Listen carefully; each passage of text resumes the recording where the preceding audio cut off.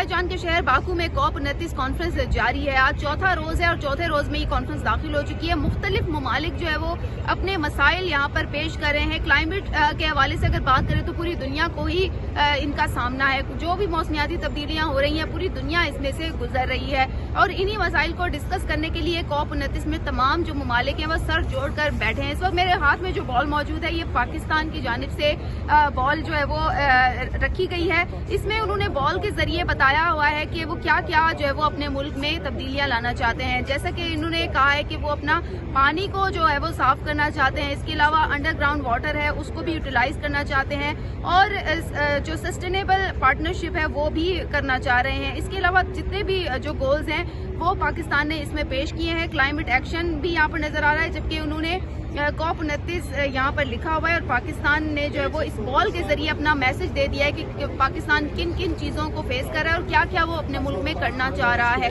इस तमाम चीज़ों के जरिए जो है वो पाकिस्तान ने अपना मैसेज पेश कर दिया है। जबकि अगर बात करें वज़ीर आज़म की कोऑर्डिनेटर के हवाले से रुमीना खुर्शीद ने भी इस हवाले से बताया कि पाकिस्तान ने जितने भी मसाइल हैं उनको यहाँ पर ज़ेर बहस लाया है और वो उम्मीद करते हैं कि COP29 उनके लिए कारआमद साबित होगी।